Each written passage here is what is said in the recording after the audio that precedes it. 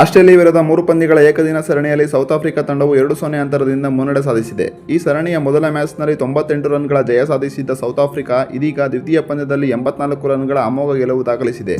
ಈ ಸೋಲಿನೊಂದಿಗೆ ಆಸ್ಟ್ರೇಲಿಯಾ ತಂಡವು ಭಾರೀ ಮುಖಭಂಗಕ್ಕೆ ಒಳಗಾಗಿದೆ.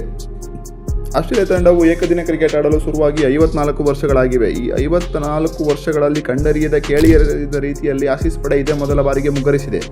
ಅದು ಕೂಡ ಬ್ಯಾಕ್ ಟು ಬ್ಯಾಕ್ 4 ಪಂದ್ಯಗಳಲ್ಲಿ ಎಂಬುದೇ ಅಚ್ಚರಿ. ಆಸ್ಟ್ರೇಲಿಯಾ ತಂಡವು ತವರಿನಲ್ಲಿ ಆಡಿದ ಕಳೆದ 4 ಪಂದ್ಯಗಳಲ್ಲೂ 200ಕ್ಕಿಂತ ಕಡಿಮೆ ಮೊತ್ತಕ್ಕೆ ಆಲ್ಔಟ್ ಆಗಿದೆ.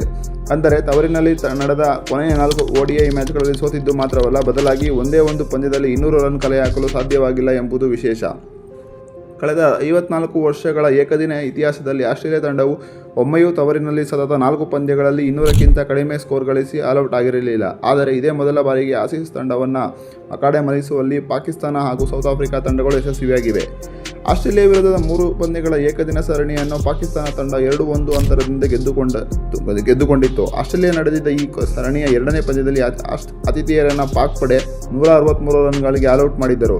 ಇನ್ನು 3ನೇ ಏಕದಿನ ಪಂದ್ಯದಲ್ಲಿ ಪಾಕ್ ವಿರುದ್ಧ ಆಸ್ಟ್ರೇಲಿಯಾ ಕೇವಲ 140 ರನ್ ಗಳಿಸಿ ಆಲ್ಔಟ್ ಆಗಿತ್ತು. ಈ ಸರಣಿಯ ಬಳಿಕ ಆಸ್ಟ್ರೇಲಿಯಾ ಇದೀಗ ಸೌತ್ ಆಫ್ರಿಕಾ ವಿರುದ್ಧ ಕಣಕ್ಕಿಳಿದಿದೆ. ಮೊದಲ ಏಕದಿನ ಪಂದ್ಯದಲ್ಲಿ ಆಸ್ಟ್ರೇಲಿಯಾ ತಂಡವನ್ನು 198 ರನ್ಗಳಿಗೆ ಆಲ್ಔಟ್ ಮಾಡುವಲ್ಲಿ ಸೌತ್ ಆಫ್ರಿಕಾ ಬೌಲರ್ಗಳು ಯಶಸ್ವಿಯಾಗಿದ್ದರೆ, ಇನ್ನು 2ನೇ ಏಕದಿನ ಪಂದ್ಯದಲ್ಲಿ 193 ರನ್ಗಳಿಗೆ ಆಸ್ಟ್ರೇಲಿಯಾ ಪಡೆ ಸರ್ವಪತನ ಕಂಡಿದೆ.